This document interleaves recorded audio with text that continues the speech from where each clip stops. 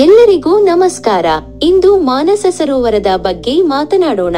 ಚೀನಾದ ಟಿಬೆಟ್ ಸ್ವಾಯತ್ತ ಪ್ರದೇಶದಲ್ಲಿ ನೆಲೆಗೊಂಡಿರುವ ಮಾನಸ ಸರೋವರವು ಹಿಂದೂ ಧರ್ಮ, ಬೌದ್ಧ ಧರ್ಮ, ಜೈನ ಧರ್ಮ ಮತ್ತು ಬಾನ್ ಸೇರಿದಂತೆ ಹಲವಾರು ಧರ್ಮಗಳಲ್ಲಿ ಪವಿತ್ರ ಮತ್ತು ಪೂಜ್ಯ ಸರೋವರವಾಗಿದೆ.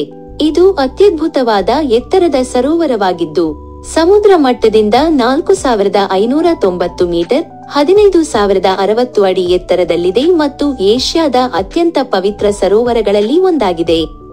ಈ ಸರೋವರವು ಬ್ರಹ್ಮ ಮುಹೂರ್ತದ ಸಮಯದಲ್ಲಿ ದೇವರ ಸ್ನಾನದ ಸ್ಥಳವಾಗಿದೆ. ಮಾನಸ ಸರೋವರವು 2 ಸಂಸ್ಕೃತ ಪದಗಳ ಸಂಯೋಜನೆಯಾಗಿದೆ.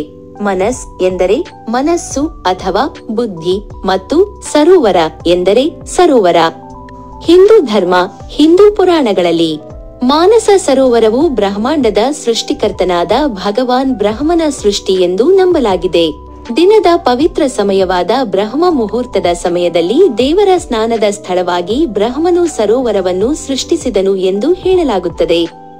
ಸರೋವರದಲ್ಲಿ ಸ್ನಾನ ಮಾಡುವುದು ಎಲ್ಲಾ ಪಾಪಗಳನ್ನು ತೊಳೆಯುತ್ತದೆ ಎಂದು ನಂಬಲಾಗಿದೆ ಮತ್ತು ಅದರ ನೀರನ್ನು ಕುಡಿಯುವುದು ಆಧ್ಯಾತ್ಮಿಕ ವಿಮೋಚನೆಯನ್ನು ನೀಡುತ್ತದೆ ಎಂದು ಭಾವಿಸಲಾಗಿದೆ. ಬೌದ್ಧ ಧರ್ಮದಲ್ಲಿ ಮಾನಸ ಸರೋವರದ ಮೇಲಿರುವ ಕೈಲಾಶ್ ಪರ್ವತವನ್ನು ಬುದ್ಧ ಡೆಂಚೋಕ್ನ ಮನೆ ಎಂದು ಪರಿಗಣಿಸಲಾಗಿದೆ. ಇದು ಸರ್ವೋಚ್ಚ ಜ್ಞಾನೋದಯವನ್ನು ಪ್ರತಿನಿಧಿಸುತ್ತದೆ. ಈ ಸರೋವರವು ಬುದ್ಧನು ತಂಗಿದ್ದ ಮತ್ತು ಧ್ಯಾನ ಮಾಡಿದ ಪವಿತ್ರ ಸ್ಥಳವೆಂದು ನಂಬಲಾಗಿದೆ. ಜೈನ ಧರ್ಮದಲ್ಲಿ ಮಾನಸ ಸರೋವರವು ತನ್ನ ದಡದಲ್ಲಿ ಆಧ್ಯಾತ್ಮಿಕ ವಿಮೋಚನೆಯನ್ನು ಪಡೆದನೆಂದು ನಂಬಲಾದ ಮೊದಲ ತೀರ್ಥಂಕರ ಫೋರ್ಟ್ ತಯಾರಕ ಭಗವಾನ್ ರಿಷಭ ದೇವನೊಂದಿಗೆ ಸಂಬಂಧ ಹೊಂದಿದೆ. ಬಾನ್ ಧರ್ಮದ ಸಂಸ್ಥಾಪಕ ಟೋನಾಪಾ ಶೆರ್ನಾಬ್ ಅವರು ಮೊದಲ ಬಾರಿಗೆ ಟಿಬೆಟ್ಗೆ ಭೇಟಿ ನೀಡಿದ್ದರು ಮತ್ತು ಮಾನಸ ಸರೋವರದಲ್ಲಿ ಸ್ನಾನ ಮಾಡಿದರು ಎಂದು ಹೇಳಲಾಗುತ್ತದೆ.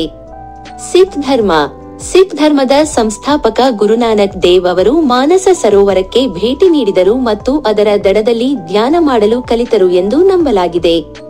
ಸರೋವರದ ನೀರನ್ನು ಪವಿತ್ರವೆಂದು ಪರಿಗಣಿಸಲಾಗುತ್ತದೆ ಮತ್ತು ಗುಣಪಡಿಸುವ ಗುಣಗಳನ್ನು ಹೊಂದಿದೆ ಎಂದು ನಂಬಲಾಗಿದೆ. ಅನೇಕ ಯಾತ್ರಿಕರು ಮತ್ತು ಪ್ರಯಾಣಿಕರು ಸರೋವರಕ್ಕೆ ಸ್ನಾನ ಮಾಡಲು, ಅದರ ನೀರನ್ನು ಕುಡಿಯಲು ಮತ್ತು ಧಾರ್ಮಿಕ ಕ್ರಿಯೆಗಳನ್ನು ಮಾಡಲು ಭೇಟಿ ನೀಡುತ್ತಾರೆ. ಸರೋವರದ ಸುತ್ತಳತೆಯು ಸುಮಾರು 90 ಕಿಲೋಮೀಟರ್ಗಳು (56 ಮೈಲುಗಳು) ಮತ್ತು ಇದು ಹಲವಾರು ಮಠಗಳು ಮತ್ತು ದೇವಾಲಯಗಳಿಂದ ಆವೃತವಾಗಿದೆ. ಸಂಕ್ಷಿಪ್ತವಾಗಿ ಹೇಳುವುದಾದರೆ, ಮಾನಸ ಸರೋವರವು ಪವಿತ್ರ ಮತ್ತು ಐತಿಹಾಸಿಕವಾಗಿ ಮಹತ್ವದ ಸರೋವರವಾಗಿದ್ದು, ಹಲವಾರು ಧರ್ಮಗಳು ಮತ್ತು ನಂಬಿಕೆ ವ್ಯವಸ್ಥೆಗಳಲ್ಲಿ ಅಪಾರ ಆಧ್ಯಾತ್ಮಿಕ ಮತ್ತು ಸಾಂಸ್ಕೃತಿಕ ಪ್ರಾಮುಖ್ಯತೆಯನ್ನು ಹೊಂದಿದೆ.